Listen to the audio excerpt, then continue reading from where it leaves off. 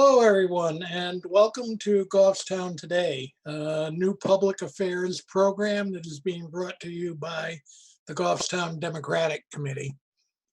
My name is Len Stewart.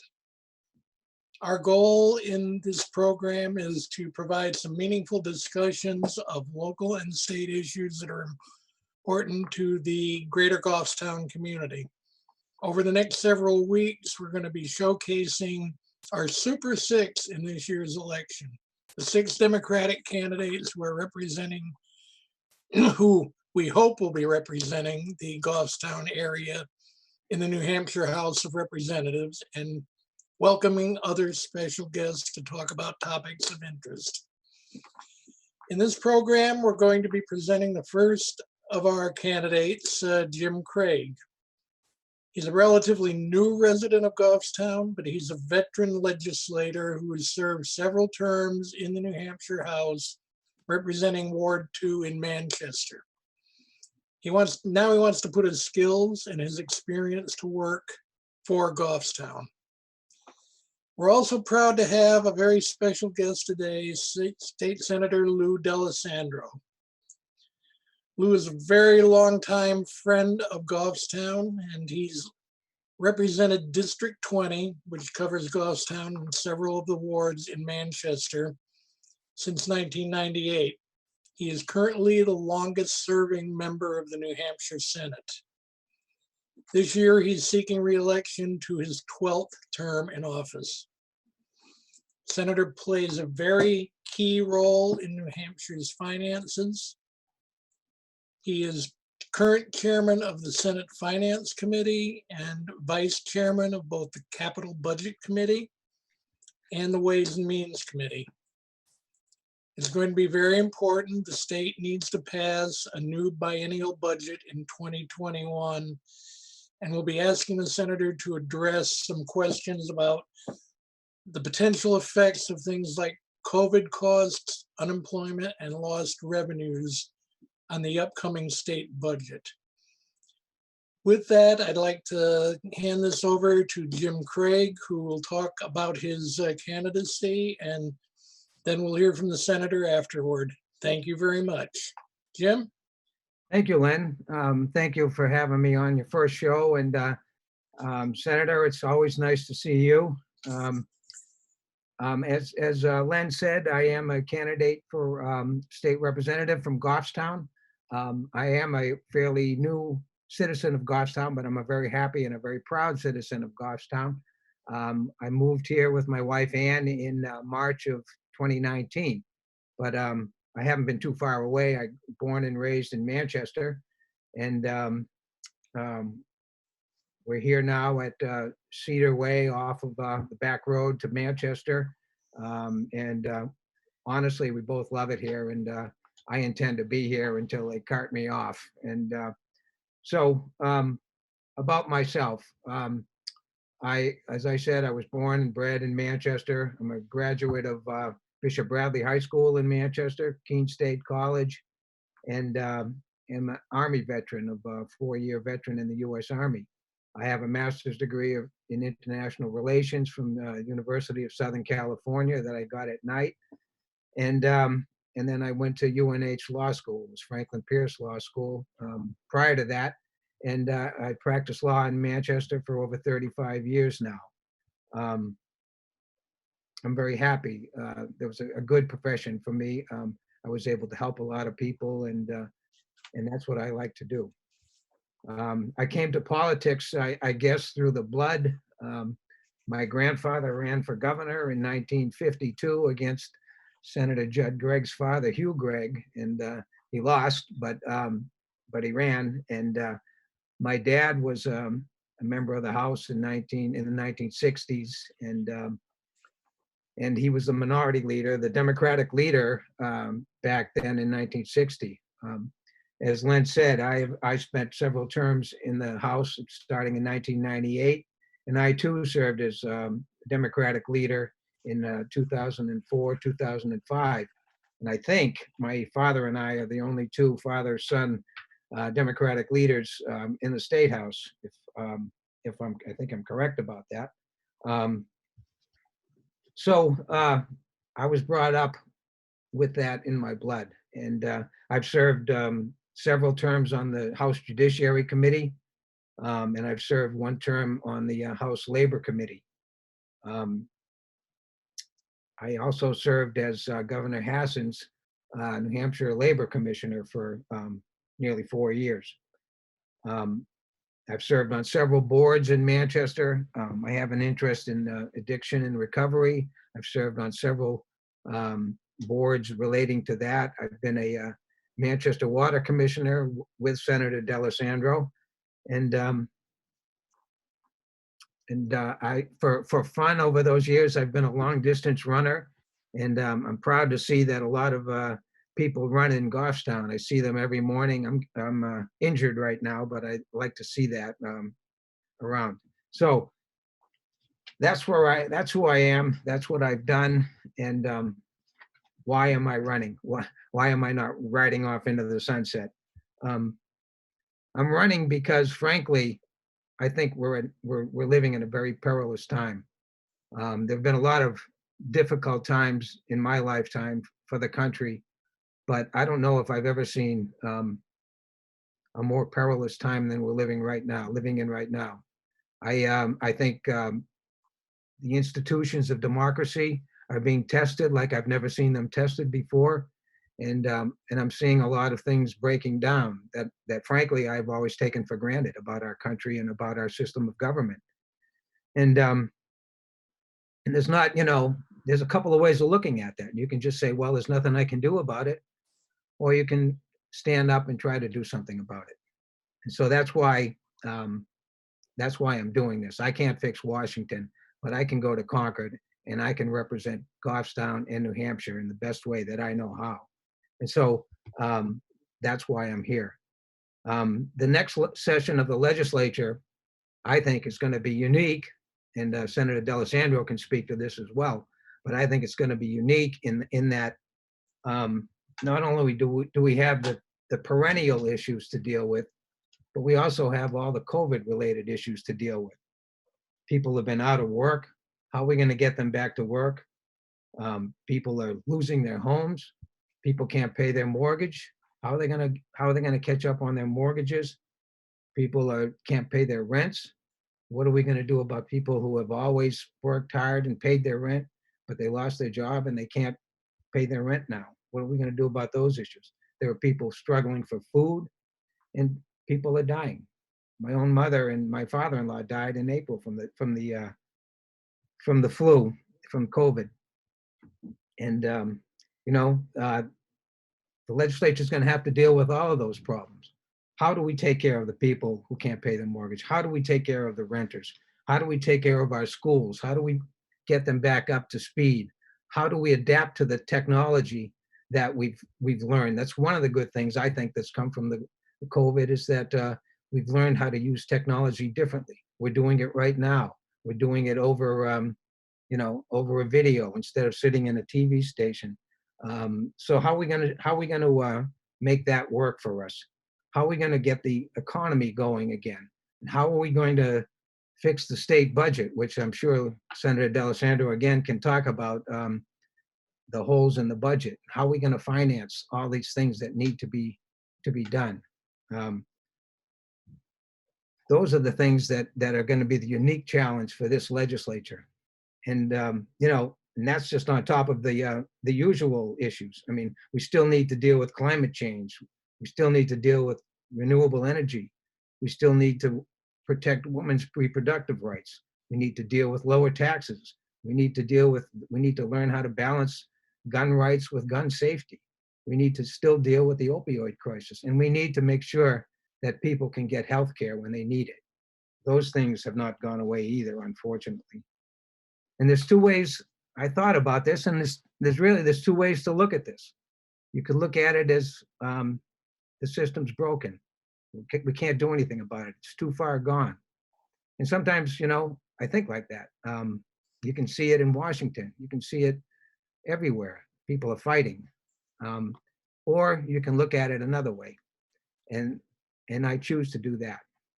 I mean, one thing that I've seen in Goffstown during this during this epidemic is the spirit of community. When this happened, people figured out how to deal with things. If they couldn't work, they figured out how to work from home. If they couldn't go to the movies, couldn't go out to eat, they learned to exercise. They went out on the trails, and Goffstown has some remarkable set of trails, biking and running and walking. When the restaurants could open, people supported the restaurants. People were kind to each other, and people looked out for each other. And that's the way I choose to look at how we're going to deal with this. To me, that's what makes us Americans. That's what makes us people from New Hampshire. That's what makes us people from Goffstown. Sense of community, the connection. That, I think, that might be simplistic, but that's a real issue. I mean, that seems that we can't do that anymore until you look at the local level and you can see it clearly and you can see it plainly. So I'm running because I have the experience, I have the strength, I have the vigor. I'm blessed with good health, and I have that spirit. I choose to look at it as I'm going to go. One of the things about the legislature, there's 400 of us, and that means you can know your legislator if you want to know him, and you can talk to him. And I wish you would. I'm here, I'm available. My home phone number is 361-4253. You can get me at jcraig48@aol.com. Please call me, talk to me. I want to know what's important to you. You know what's important to me now, I hope. And as Senator D'Alessandro has always said, politics is about relationships. And we need to keep sight of that. And if we do keep sight of that, we can figure out just about any problem that comes our way. But we have to stand up, and we have to be able to take on these issues. And I promise you that if you vote for me and for all of the Democratic candidates, we will stand up for Goffstown. We'll stand up for New Hampshire, and we will always be there when the right thing needs to be done. Thank you. Thank you very much, Jim. We appreciate your energy and your efforts on behalf of your newfound town. And with that, I would like to throw things over to Senator D'Alessandro. Again, great friend of Goffstown for the last 20 plus years. With that, thank you very much, Senator, and welcome. Oh, thank you, Lynn. It's wonderful, wonderful to be here. Let me just say that Jimmy Craig is an excellent public servant. Did a wonderful job as Democratic leader in the House of Representatives. Did a great job of representing the people of Ward 2. He's conscientious, hardworking, a quality guy. And I think his statement that he wants to be there so that he can help people, so that he can do good things, because doing the right thing hasn't been in the vogue lately. We get that at the national level. Nobody's doing the right thing, but Jimmy Craig will do the right thing along with the other people who are running for rep in Goffstown. And everyone deserves your support. And we ought to talk a little bit about the election. I think it's very important. You can vote by mail. There's been a lot of confusion about that. We've got to get some public service announcements out there to let people know that they can vote for mail. That's very, very, very significant. And because of the criteria that's being established at the polls, people are a little afraid to go. They're going to have to wear their masks. They're going to have to be spaced. So there's got to be a program, Len, that you can put together that talks specifically about voting in this primary and voting in this general election, how meaningful it is, how important it is, and how people can vote. I think those are very, very key issues. But let me discuss a couple of things with you that I think have an impact on our town, on the city of Manchester, and on the state of New Hampshire. Let's talk about the fiscal condition of the state of New Hampshire as we enter fiscal year 2021. Our budget closed on the 30th of June for fiscal year 2020. When the numbers were calculated, we will carry over $143.9 million deficit. Now, because of the fact that the governor extended the payment of taxes from April 15th to June 15th, revenues may have come in late, and there may be some adjustments in that number. Also, lapses, that's the money that hasn't been spent by departments, that lapse carryover is a little bit greater than anticipated. So although we have a deficit, our Constitution, our laws say that we don't have to balance that budget until the end of the biennium because we're a biennial budget state. So as we move into fiscal year 2021, we're carrying $143.9 million deficit forward. We're looking at the possibility of about a $300 million deficit for 2021, fiscal year 2021. The governor has put a couple of things in place that everybody should be aware of. There's been a hiring freeze. There's been a non-essential spending freeze. Things that are non-essential have been put on hold. That's very important because you got to manage this deficit. And we're hoping that the federal government will be giving money to the states, all of the states, in order to backfill the deficit because all 50 states are in trouble. The COVID situation caused great harm to business and industry. And in New Hampshire, where we have so many small businesses, it really, really hurt. Now, I know in Goffstown, I've worked with the Trestle, I've worked with the Putnam, and I've worked with smaller businesses to try to get them help in terms of dealing with the negative economic situation that they've faced. We're working on that. In the original budget, we created a $20 million fund in each year of the biennium for municipal aid. I think that's another very important issue. That aid came to the town and could be distributed any way the selectmen wanted to distribute it. They got a portion of that 20 million. Very, very important. Use it. I hope that it was used judiciously. Our schools are problematic. How are we going to return to school? Are we going to return all virtual? Are we going to try to bring people back to the schools? Big issue, costly issue, an issue that is going to bring additional expense to the town and additional expense to the city. Now, we did receive from the federal government, just as every other state in the union did, well, let's call it a grant. Our grant was $1.25 billion. $1.25 billion. A portion of that grant had to be spent by the 30th of June. The rest of it has to be spent by the 30th of December. All of that money has to be used. That money's been broken up into a series of pockets. Some money has been given to the hospitals, some money not-for-profits, some money for additional wage enhancements for mental health workers and people who are in the healthcare industry. They received an additional stipend of about $300 a week in order to induce them to stay working at the nursing homes, to stay working at those extended care facilities. That was a great enhancement. It was a great incentive, and it was vitally important. Those are key jobs, and those people take a risk when they go. They do absolutely fundamental work, and that work has to be continued, and it was right and just that we gave them that $300 stipend. Now, we have the Hillsborough County Nursing Home in our district. It's a wonderful facility. That facility does great work. We were able to get the money, the $300 per week, that additional money for the workers at Hillsborough County Nursing Home, and we got that continued through the 30th of July, because that was the extent of the period that the governor had put in place. So I serve on the Gopher Committee. That's the committee that's responsible for saying to the governor, these are the ideas that we have where that $1.25 billion should be spent. And just last meeting, we allocated $7.1 million to a series of bus companies. 1.2 million people every year use bus transportation to go to their jobs out of state. That entire situation was shut down. There were no riders. They just didn't have enough money to operate. As a result of that grant, that operation begins again. Those people have transportation to go to their jobs. That's a great service. It's a great service for us because it keeps people off the road.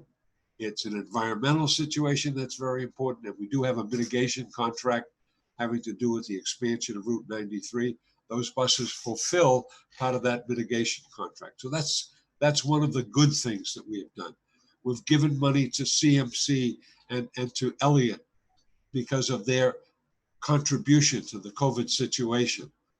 They eliminated most voluntary surgery. Non-essential surgery has been eliminated. Non-essential services account for about 80% of the revenue. They're losing lots and lots of money. We got to think about that because they're essential to the health and welfare of our community and communities throughout the state. We can handle the budget.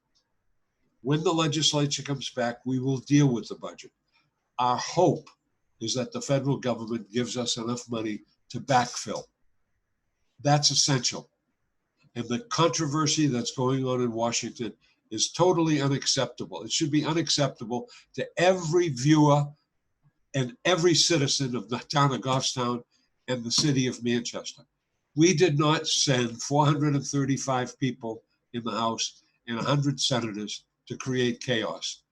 We voted for them so that they will do good things for the people they represent. I will say Jean Shaheen, Maggie Hassan, Annie Custer, and Chris Pappas have done extremely well for their constituents. They're working very hard for their constituents. We should be proud of the fact that we have people who have dedicated themselves to good government. That, I think, is the key. And all of you know, I'm proud to represent the town of Goffstown. I think it's been an honor for me to represent the people of Goffstown.